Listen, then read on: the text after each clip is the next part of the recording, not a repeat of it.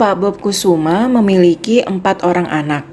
Yang pertama Elena, yang kedua Robi, yang ketiga Rika, dan yang keempat Ferry. Selama ini, Elena adalah anak yang paling aktif di dalam perusahaan, sedangkan adik-adiknya tidak. Pak Bob ingin mengalokasikan saham kepada anak-anaknya. Faktor apa saja yang harus dipertimbangkan oleh Pak Bob?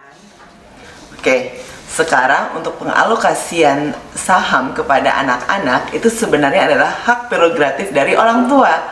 Jadinya bila Pak Bob mau memberikan sahamnya ke orang luar pun itu sebenarnya adalah hak dari pemilik saham tersebut. Kalau melihat kasus ini sebenarnya fair atau tidak sih untuk Elena atau adik-adiknya mendapatkan jumlah saham yang sama atau sebaiknya berbeda-beda. Tetapi sekali lagi tidak ada aturan main yang jelas untuk di perusahaan keluarga tentang pembagian saham. Jadi kembali lagi ke orang tua itu maunya membagi sahamnya seperti apa, karena itu adalah hak orang tua. Dan untuk anak-anak ini adalah pemberian. Jadi apapun yang diberi harusnya diterima dengan lapang dada. Pak Bob juga mengalokasikan 47,5% dari total dividen kepada anak-anaknya. Setiap anak memperoleh pembagian sebagai berikut. Elena mendapat 20,5%, Robi 10,5%, Rika 8,5%, dan Ferry 8%. Elena merasa pembagian dividen tersebut tidak adil karena ketiga adiknya tidak banyak terlibat dalam bisnis keluarga, khususnya Ferry. Nah, apakah pembagian dividen seperti ini sudah tepat? Faktor-faktor apa saja yang sebaiknya menjadi pertimbangan Pak Bob dalam membagi dividen? Apakah alasan personal diperbolehkan dalam membagi dividen? Dan seperti apa pembagian dividen yang ideal bila dikaitkan dengan kasus Pak Bob? Kalau kita lihat kasus ini, berarti kan ada dua hal yang kita harus perhatikan. Pertama, dividen itu tidak sama loh dengan bonus. Dividen itu sama dengan shareholdingnya. Pemilik saham mendapat dividen. Yang bekerja mendapatkan bonus. Bila yang bekerja seperti Elena, anaknya Pak Bob ini, bekerja dan memiliki saham, berarti beliau mendapatkan bonus sebagai dia bekerja dan dividen sebagai kepemilikan saham. Adik-adiknya yang tidak bekerja tidak mendapatkan bonus. Fair atau tidaknya tergantung dengan jumlah dari dividen dan bonusnya. Bonus dikaitkan dengan kinerja, dividen dikaitkan dengan profit secara keseluruhan, dan kemudian pemegang saham agree mau berapa banyak sih saham yang kita bagikan, dividen yang mau kita bagikan. Dari situ dibagikan sesuai dengan jumlah saham yang dimiliki oleh masing-masing anak. Pak Bob Kusuma mengalokasikan family fund bagi anak-anaknya. Setiap anak diperbolehkan meminjam dana dengan batas waktu pelunasan dana adalah 6 bulan. Lalu, Robi melakukan peminjaman dana, namun ia tidak sanggup mengembalikan dana yang dipinjam sesuai batas waktu yang telah ditentukan. Dengan situasi demikian, apakah Robi perlu diberi sanksi atau cukup dengan peringatan? Nah, sepertinya keluarga Kusuma ini cukup mapan sehingga banyak fund-fund yang dialokasikan. Alokasi family fund untuk pinjaman pribadi sebenarnya sah-sah saja.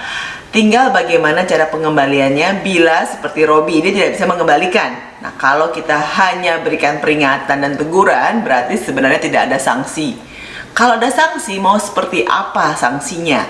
Banyak yang melakukan adalah ya sudah, kita potong saja dari pembagian dividen berikutnya atau dari bonus berikutnya. Jadinya dipaksa untuk menyicil sehingga itu fair untuk semuanya. Karena kalau hanya sanksi saja berarti tidak fair untuk teman-teman keluarga lain yang tidak melakukan pinjaman. Karena Robi akan mendapatkan lebih dibandingin dengan yang lain. Bila kita melihat ini fair atau tidak. Tetapi sekali lagi, semua ini kembali lagi keputusannya kepada keluarga. Mau seberapa banyak jumlahnya, dan juga apakah tenornya yang diperpanjang. Nah, ini semua yang harus didiskusikan bersama di dalam forum keluarga sehingga dapat kesepakatan kenapa Robi tidak bisa mengembalikan, apa yang harus kita bisa bantu sehingga dia bisa kembali seperti semula lagi atau bisa berkembang. Nah, ini yang harus didiskusikan bersama-sama di forum keluarga untuk menentukan langkah berikutnya untuk Robi di keluarga Kusuma ini. Ferry Kusuma memiliki bisnis bersama teman-temannya. Namun, bisnis yang ia kelola tidak terkait dengan bisnis keluarga. Sehingga Ferry lebih fokus mengelola bisnis pribadinya dibandingkan bisnis keluarga. Di sisi lain, Pak Bob ingin anak-anaknya memiliki kepentingan yang align dengan bisnis keluarga. Saran apa yang bisa kita berikan kepada Pak Bob agar tujuannya tercapai? Banyak sekali kasus seperti ini di mana anak-anak punya mainan sendiri dan lebih asik dibandingkan dengan membantu perusahaan keluarga yang mungkin sudah lebih rapi tetapi juga sudah lebih banyak peraturannya. Nah, pada saat mereka mempunyai mainan sendiri, biasanya anak-anak dapat lebih berkreativitas dan lebih berkembang. Akan tetapi yang perlu dilakukan di sini adalah Pak Bob, Ferry, dan keluarga lainnya harus duduk bersama dan berdiskusi sejauh mana sih Ferry itu diminta untuk membantu, posisinya seperti apa dan kontribusinya bagaimana terhadap perusahaan keluarga. Di sini juga Ferry dan Pak Bob harus sepakat waktu alokasinya bagaimana, karena bukan hanya waktunya tetapi alokasi pemikirannya, sehingga kalau tidak ada diskusi ini tidak terjadi, maka alignment tadi itu akan semakin jauh. Pak Bob juga harus terbuka dan Ferry juga harus terbuka untuk keinginan masa depannya dan juga melihat potensi di grup maupun potensi dengan bisnis lainnya dengan teman-temannya. Robi, Elena, dan Rika menginginkan agar bisnis keluarga mereka melakukan ekspansi. Menurut mereka, ekspansi tersebut dapat meningkatkan profit perusahaan. Namun, menurut pendapat Pak Bob dan profesional lainnya, ekspansi ini justru beresiko tinggi terhadap keseluruhan bisnis keluarga. Sehingga rencana ekspansi tersebut tidak disetujui oleh Pak Bob. Pak Bob lebih memilih untuk melakukan ekspansi bisnis yang memberikan profit namun beresiko rendah karena selama ini kinerja perusahaan sudah baik. Bagaimana langkah Pak Bob agar anak-anaknya dapat menyelaraskan tujuan mereka dengan tujuan perusahaan? Ini kan sebenarnya adalah classic story ya, high risk, high return, low risk, low return.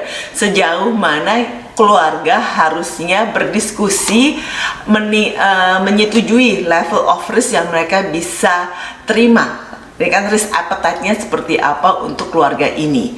Apakah high risk, high return? Kalau tidak, mungkin kita mengambilnya medium risk ya, medium return-nya. Tetapi sebenarnya yang harus kita lihat adalah sejauh mana industrinya ini mengantisipasi adanya perubahan.